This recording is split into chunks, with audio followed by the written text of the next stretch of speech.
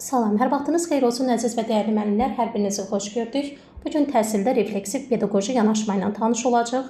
Nədir refleksiv pedaqoji yanaşmanın mahiyyəti? Refleksiya inkişafın başlanğıcıdır. İstər müəllim, istər şagird öz fəaliyyətinə baxmadıqca onu təkmilləşdirə bilməz. Refleksiya insanın öz işinə və öyrənməsinə baxıb düşünməsidir.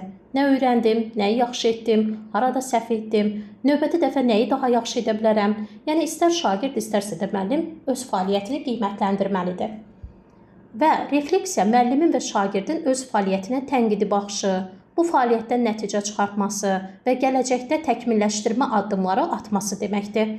Refleksiv yanaşma müəllimi sadəcə öyrədən deyil, düşünən, müşahidə edən, təhlil edən və dəyişən peşəkar şəxsə çevirir.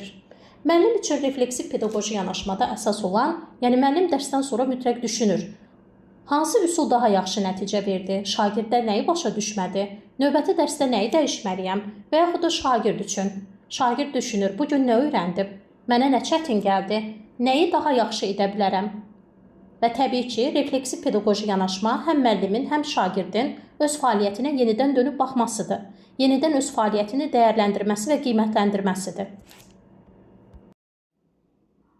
Bir məqamı unutmuruq ki, refleksiv təlim sadəcə dərsdən sonra düşünmək deyil, tədrisin bütün gedişatına düşüncənin daxil edilməsidir. Refleksiv pedaqoji yanaşmanın mərhələləri var.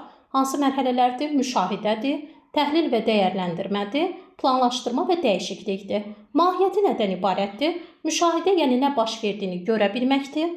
Müəllim və şagird təlimdə baş verənləri obyektiv şəkildə müşahidə etməlidir. Təhlil və dəyərləndirmə niyə belə olduğunu araşdırmaqdır, yəni fəaliyyətin niyə uğurlu və ya uğursuz olduğunu analiz etməkdir. Planlaşdırma və dəyişiklik isə gələcək üçün qərar verməkdir, yəni alınan nəticələrə əsasən yeni fəaliyyət planı qurmaqdır. Mərhələlərin biri-biri ilə əlaqəsi varmı? Bəli.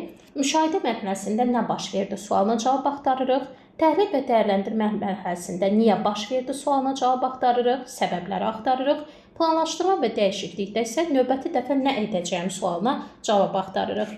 Qeyd elədik ki, müşahidə mərhələsi müəllim və şagirdin təlimdə baş verənləri obyektiv müşahidə etməsidir. Məsələn, müəllim, şagirdlər tapşırığı fərqli şəkildə başa düşürlərmi? Müşahidə edir.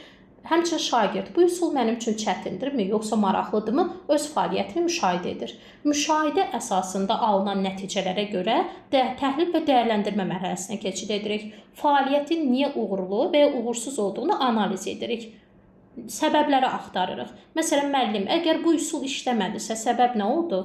İzahımı, vaxtmı, resursmu, yoxsa motivasiya çatışmazlığımı, müəllim səbəbləri axtarır. Və yaxud da şagird, səhvim nədən qaynaqlandı, nə üçün daha çox səhvə yol verdim, səbəbi axtarır. Səbəbləri müəyyənləşdirdikdən sonra, yəni fəaliyyətdəki uğursuzluğun səbəbini tapdıqdan sonra artıq biz planlaşdırma və dəyişiklik mərhələsinə keçirik. Alınan nəticələrə əsasən yeni fəaliyyət planı qururuq.